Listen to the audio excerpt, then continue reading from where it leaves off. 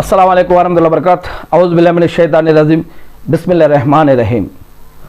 ఖురాన్ మరియు హదీస్ ఆధారంగా మనం కొన్ని విషయాలు తెలుసుకుంటూ ఉన్నాము. దాంట్లో ప్రవక్త ముహమ్మద్ సల్లల్లాహు అలైహి వసల్లం గారు చెప్పినటువంటి విషయాన్ని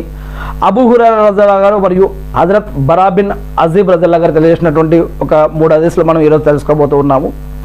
ముందుగా నేను శాపగ్రస్తుడైన సైతాన్ బారి నుంచి సృష్టికర్త అయిన అల్లాహ్ యొక్క రక్షణని, అల్లాహ్ యొక్క సహాయాన్ని, రక్షణ వేడుకుంటూ ఉన్నాను. అల్లాహ్ శాపగ్రస్తుడైన సైతాన్ బారి నుంచి మమ్మల్ని అందరినీ కూడా కాపాడడం వల్ల, అల్లాహ్ ప్రవక్త ముహమ్మద్ సల్లల్లాహు అలైహి వసల్లం గారి పైన శాంతి సుఖాలు కురిపించడం వల్ల ఆమీన్. ఈరోజు మనం తెలుసుకోబోయే ఈ యొక్క హదీస్లో కొన్ని విషయాలు ఏమిటి అంటే, ఒకటి, కేవలం నేను నమాజు చేస్తాను, ఉపవాసం ఉంటాను, జకాత్ ఇస్తాను, మరి దాన ధర్మాలు చేస్తాను, మరి హజ్ ఉమ్రాలు చేస్తాను, ఇంతే ఇంకా చాలు అని అనుకుంటే కాదు. ఇంకా కొన్ని విషయాలు ఉన్నాయి. అవి ఏమిటి అంటే, ఒక సోదరుడు ఇంకొక సోదరిని వెళ్ళి కలవటం, బంధుత్వ సంబంధాలని కాపాడుకోవటం, స్నేహితులని కలవటం, వారు ఏదైనా కష్టాలు, నష్టాలు, బాధలు, ఇబ్బందులు ఉంటే వెళ్ళి వారిని ఆదుకోవటం, వారికి అప్పులు ఉంటే అప్పుల నుంచి కాపాడటం, వారికి ఏదైనా బిజినెస్ పెట్టేయటం, వారు ఏదైనా అనారోగ్యంతో ఉంటే వారికి హెల్ప్ చేయటం, వారికి లేదా వారి గురించి ప్రార్థన చేయటం, వారికి బట్టలు ఇవ్వటం, గిఫ్ట్లు ఇవ్వటం,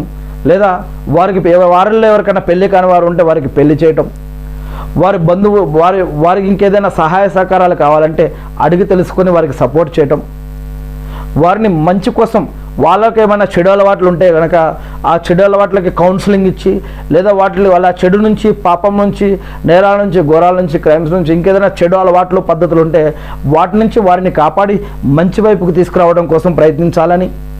మరియు వారికి ధర్మం కోసం వారికి నమాజులు నేర్పించడం, ఖురాన్ చదివించడం నేర్పించడం, లేదా ఉపవాసాలు ఉండమని చెప్పడం, లేదా ఇంకేదైనా ధర్మం వైపుకు కూడా వారిని మంచి విషయం కోసం తీసుకురావటం, చెడు విషయాల నుంచి ఆపడం, పాపాల నుంచి ఆపడం, మంచి వైపుకు తీసుకురావడం, స్వర్గానికి వెళ్ళే భాగ్యం కోసం ప్రయత్నించడం, మనతో పాటు మన యొక్క స్నేహితులకి, తల్లిదండ్రులకి, భార్య బిడ్డలకి, బంధువులకి, స్నేహితులపైన, మరియు ఒక స్నేహితుడు ఇంకొక స్నేహితుడి కోసం ప్రయాణం చేసి వేరే దగ్గరికి వెళ్ళటం దైవ కార్యం కోసం. ఇలాంటి విషయాలలో ఎంత పుణ్యఫలం ఉందో ఇక్కడ ఖురాన్ మరియు హదీసుల్లో కూడా చెప్పడం జరిగింది.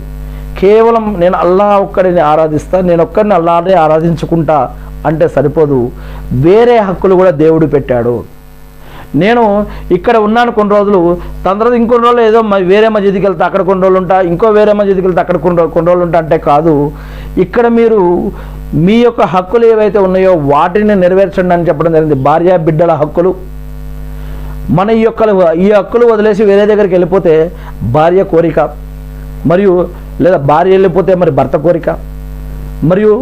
తల్లిదండ్రుల హక్కులు, అత్తమామల హక్కులు, బంధువుల హక్కులు, పిల్లల హక్కులు,